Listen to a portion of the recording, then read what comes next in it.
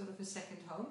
It's the home of my husband, who I met in 2004, I think it is now. And his parents and brothers and sisters still live in Sudan, as does his extended family. And I think for me, when I think of Sudan, I think mostly of family and family ties, because that's such an important thing in the social structure and cohesion of the country.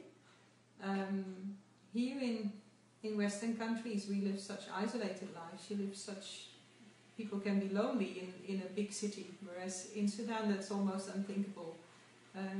You always have your family and your extended family there with you to look after you and to make sure that you are well taken care of, and there's no older person in Sudan that will go unnoticed or isolated in their home. And I think that's a very important thing in the social structure of Sudan, and very positive for me. And when my husband's grandmother died last year, for me that was a very important thing to see, that so many people from the village in the north came to pay respects and to give their condolences to everyone in the family, and showing how much they care for everyone in the extended family. For me, Sudan is also beautiful nature, which I did not expect initially. It's such a huge country, and initially I went to South Sudan working for Doctors Without Borders, and I fell in love not only with my husband, but also with the beautiful nature and culture of the people. The beautiful river Nile, the beautiful sunsets, the extended deserts in the north, the rich culture of the whole country is striking, and I look forward to exploring that more and more every time I go to Sudan. What I also like is all the traditions, the traditional cultures that the Sudanese people have for their weddings, for their funerals, and now being part of a large Sudanese family, I have the chance to even witness that as well. So I've been to some of the henna parties, which was very enjoyable, and I have witnessed the different celebrations for the wedding of the brother of my husband, and really enjoyed being part of that. Other traditions are linked to the dresses. When you walk around in Khartoum or in the north, you'll see everyone in a jalabia, which is of course very different from the outlook of street life in Western countries. But it also emphasizes the social cohesion of the country and the importance of every individual.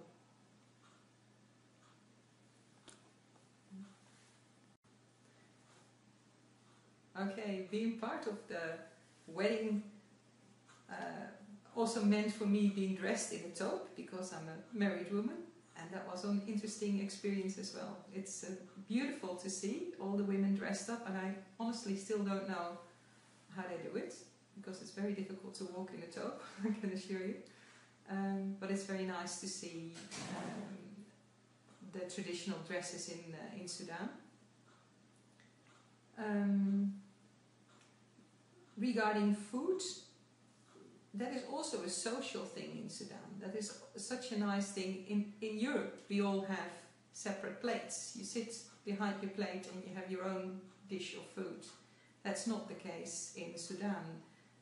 All the food is brought on a very large plate with lots of different dishes, and everyone joins in and eats together. It's a social thing, and you'll eat with your hands, with a piece of bread. You grab the food and you eat it with your hands, which is unthinkable in Western cultures, but very much part of the Sudanese culture. And the different food items that I've tried, it is a very nice and big variety of different food items that I've tried. What I really enjoyed in Sudan tourist-wise, so to say, was also the driving in the desert. Just the endless drive on this black road in the middle of nowhere. Seeing the camels on the side of the road. I also really enjoyed the visit to the dam in the north. Very beautiful, very impressive to see all the water. And to see such beautiful combination of nature and technology, so to say. Yes, and don't forget the big cultural heritage and the history of Sudan. You drive through the desert and then you see these pyramids that are actually not even known to many people in the Western world. You know about big pyramids in Egypt, but not a lot is known how much is buried still under the sand in the desert in the north of Sudan that has so many secrets, beautiful things hidden still there and waiting to be discovered, really. So yeah, I would love to see tourism develop a bit in Sudan and more people having the chance to see this beautiful country.